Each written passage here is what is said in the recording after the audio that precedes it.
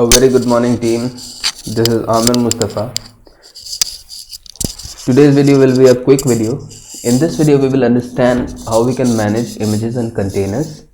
We'll also see the techniques how we can restart a Docker from terminal as well as from Microsoft extension. Let's have a look.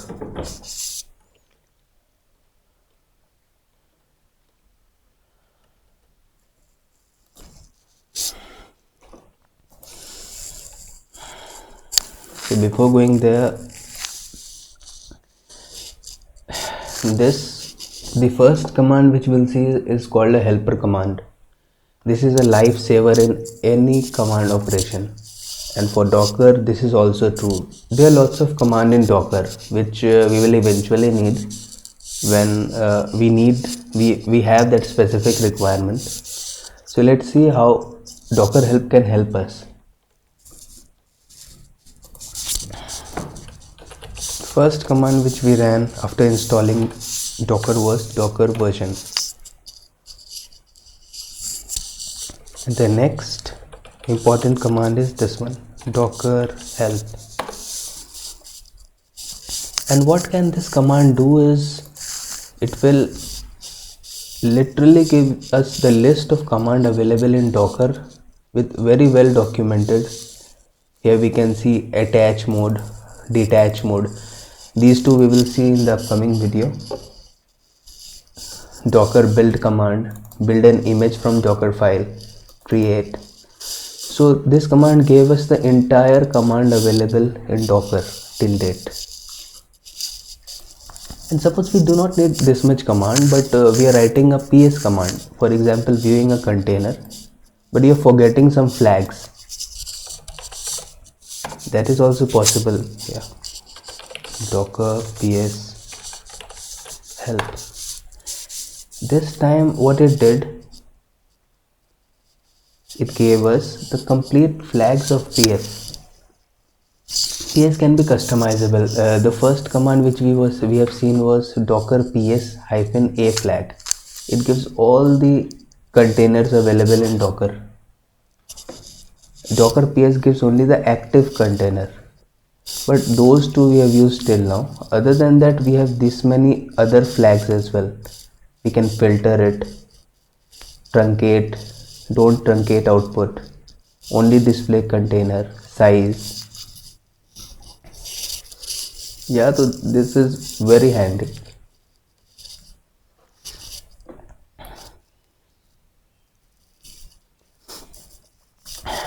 Check all the running container docker ps which we discussed now. See, docker ps gave us all the active container. Docker psa gives us the running only the container. It gave us all the container running plus stop. Ps gave us only the active container which is running right now. The two important command which we'll see now is docker stop and restart. Many a time when we run a command, what happens that especially when we modify code, it is advisable that we, as from previous video we know that image are read only, we need to rebuild the image, but there comes a time that we do not need to build an image, a case when we do not edit the code. At that time restarting the container is best. We are working in local, this is our setup, so we can write any command, but consider if we have a client specific server, a server which is live with thousands of users, there we are not given that much command facility to execute with restricted access. That time restart the container will be a lifesaver. Let's quickly see how this can be done.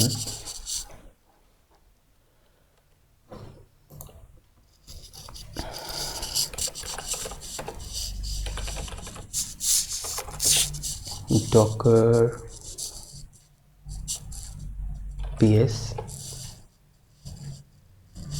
cannot connect. Okay, I guess my Docker is down.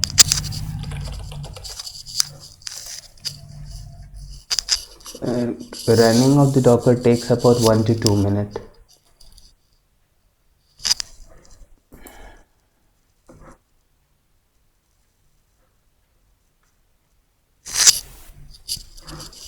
So let me pause the video and we'll be back once when Docker will be up. So what we did, just we went to the software, opened it, and it will take around 1 to 2 minutes.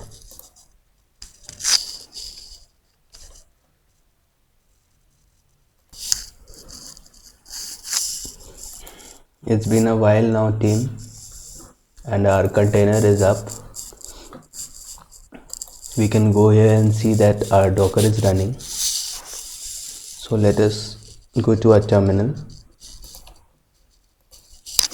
and we'll run the same command again, docker ps.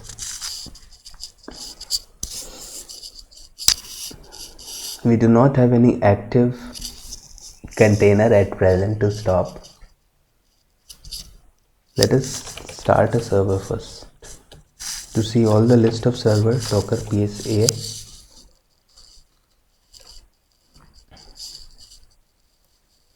Let us start the first server.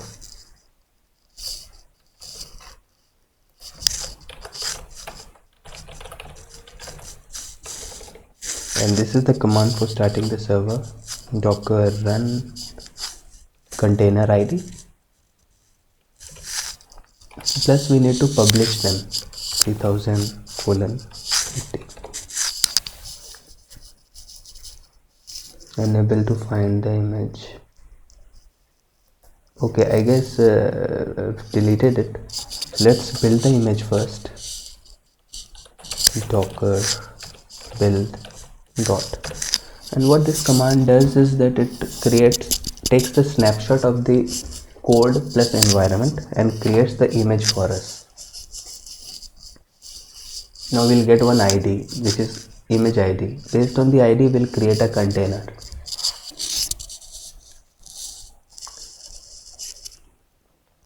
Okay,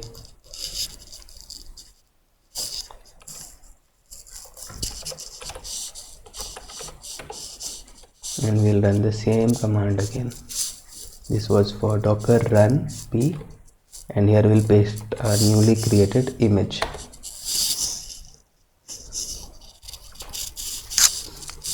So why are we doing this?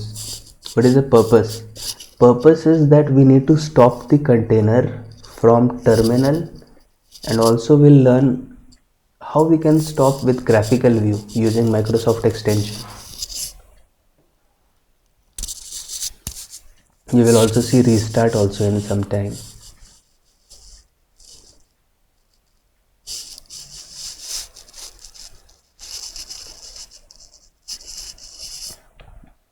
Okay, sorry, my bad.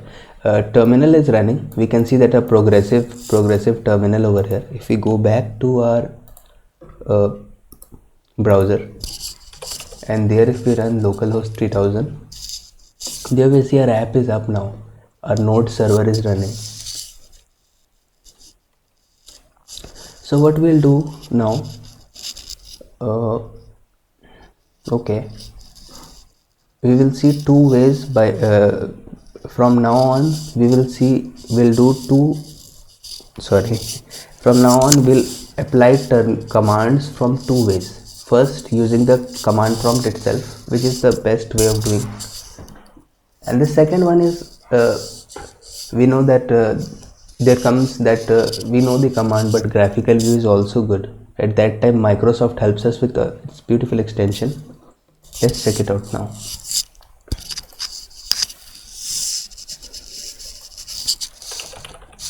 So again we'll run the command docker ps. We'll also refer to this documentation. So docker ps, what it does is that it gives us list of extension available running container. Last time we didn't have, but again if we run again, we see that we have one id. This is container id. So if we go to the first, let's see using terminal way. So to stop a docker container, we write docker stop and the image id, container id, sorry. So two ways we can do. First one is either container id, or second is a name if it is assigned. Here we can say that suppose this name is randomly assigned, so we can stop using name or id.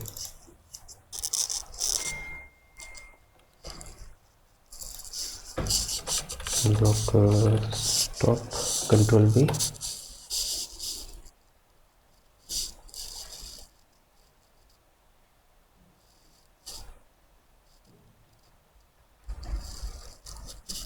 Let me open this extension as well, because this way is very friendly. How it is friendly? Because in real time we will see, we are actually inside Docker repository local, and we see that our terminal is stopped.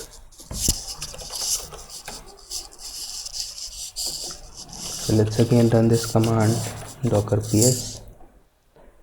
This time we see that so we were trying to stop the container and it is stopped now.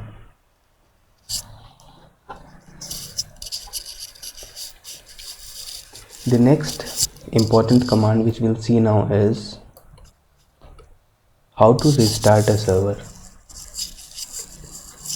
I just wanted to copy this ID. So another way, if we are running docker ps, we don't know how we can get the ID now. The next command is docker ps a flag. What it does, it gives us list of all the container, one which are active as well as inactive.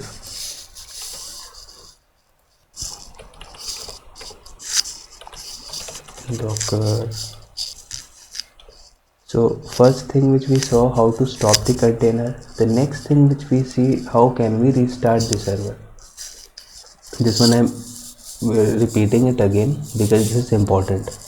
Whenever we modify the code, whenever we suppose we have done our coding part, we modify our code, we publish it. But if suppose we re-edit the code, modify the code, at that time restart will not be helpful.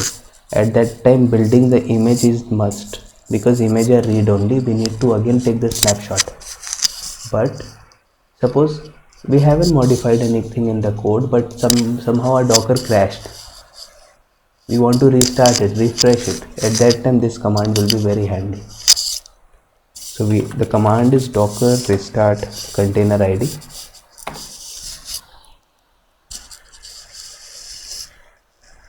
And it is done. So if we run a command again, docker ps, last time we saw no active container, this time this is up. Cool, na? Yeah. So this was the first troubling. We stopped the container and restarted it using terminal.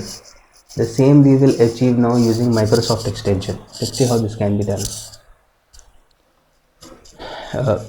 Now for this we need to install the extension. We go to this section,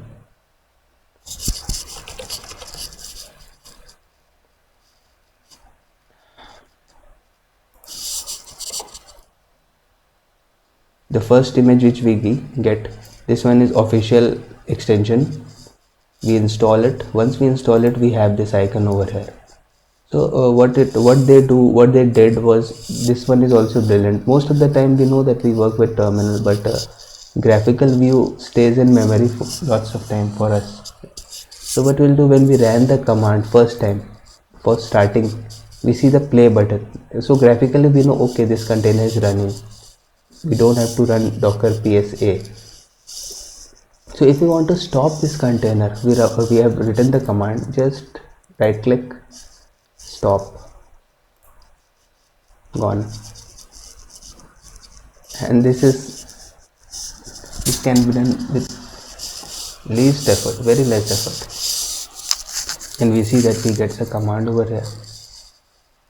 We want to restart it, just right click on this container, start. The restart will happen when suppose our container is running, right click, restart.